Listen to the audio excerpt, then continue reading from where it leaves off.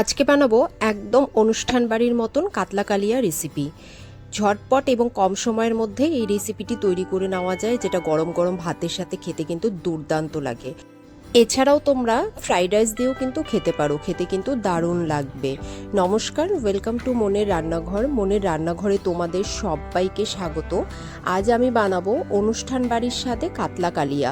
চলো তাহলে দেখে নেওয়া যাক। রেসিপিটি বানানোর জন্য প্রথমে নিয়ে নিয়েছি কাতলা মাছ, ভালো করে ধুয়ে পরিষ্কার করে নিয়ে এর মধ্যে দিয়ে দিচ্ছি স্বাদ মতন লবণ আর দিয়ে দিচ্ছি পরিমাণ মতন হলুদ। আর এখানে আমি দেব 1 চামচের মতন সর্ষের তেল।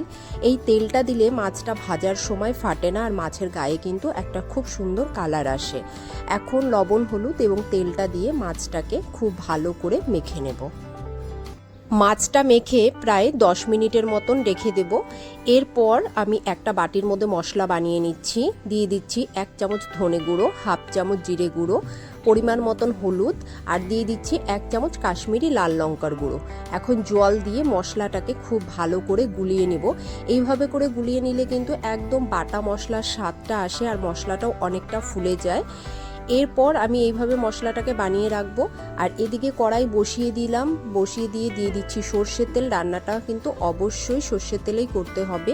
তেলটা যখন গরম হয়ে যাবে একে একে আমি মাছগুলোকে ছেড়ে দেব।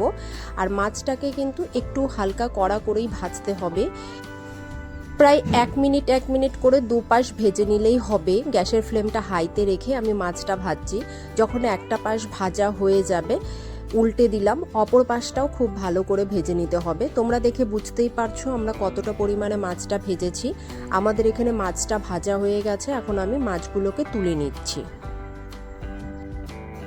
এখন এই তেলের মধ্যে ফোড়নে দিয়ে দিচ্ছি তেজপাতা, 3টে এলাচ আর সামান্য পরিমাণে একটু দারুচিনি। ফোড়নের থেকে যখন খুব সুন্দরভাবে একটা গন্ধ বেরিয়ে যাবে, একটা মিডিয়াম সাইজের পেঁয়াজ একদম কুচি কুচি করে দিয়ে দিলাম। এখন পেঁয়াজটাকে একদম গোল্ডেন ব্রাউন করে ভাজতে হবে। আর এই টাইমটাতে কিন্তু আমি সামান্য পরিমাণে একটু চিনি দিয়ে দিচ্ছি। চিনিটা যখন তেলের মধ্যে ক্যারামেল হয়ে যাবে খুব সুন্দর একটা কালার আসবে। পেঁয়াজটা যখন ভাজা ভাজা হয়ে যাবে এর মধ্যে অ্যাড করে দিলাম 1 চামচ পেঁয়াজ বাটা। এখন 2 মিনিট ধরে মশলাটাকে খুব ভালো করে কষিয়ে নেব। এরপর দিয়ে দিচ্ছি 2 চামচের মতন আদা, রসুন এবং কাঁচা লঙ্কা বাটা।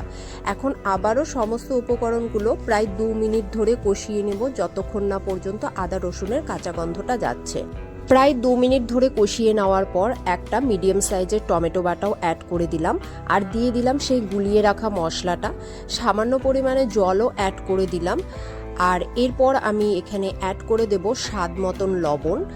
এখন গ্যাসের ফ্লেমটা মিডিয়ামে রেখে মশলাটাকে খুব ভালো করে কষাতে হবে, যতক্ষণ না পর্যন্ত মশলা থেকে পুরোপুরি তেল রিলিজ হচ্ছে। প্রায় 4 মিনিট ধরে আমি মশলাটাকে কষিয়ে নিয়েছি। দেখো মশলা থেকে তেলও ছেড়ে গিয়েছে। এখন আমি এর মধ্যে অ্যাড করে দিচ্ছি পরিমাণ মতন জল।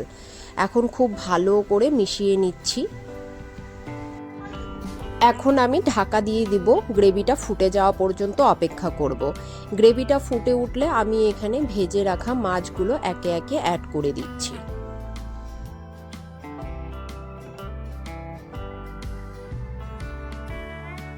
মাছটা দেওয়ার পর একবার খুব ভালো করে মিশিয়ে নিচ্ছি। এরপর দিয়ে দিলাম সামান্য পরিমাণে গরম মশলা গুঁড়ো। আবারও সমস্ত উপকরণগুলো খুব ভালো করে মিশিয়ে নিচ্ছি। এখন এভাবে গ্যাসের ফ্লেমটা মিডিয়াম টু লোতে রেখে প্রায় 3-4 মিনিটের মতন রান্না করে নেব। প্রায় 3-4 মিনিট পর দেখো আমাদের এখানে মাছটা কিন্তু রেডি হয়ে এসছে। এখন ওপর দিয়ে একটু ধনেপাতা কুচি দিয়ে দিলাম। এখন গ্যাসের ফ্লেমটা অফ করে দিচ্ছি। বাস রেডি আমাদের অনুষ্ঠান বাড়ির মতন কাতলা কালিয়া।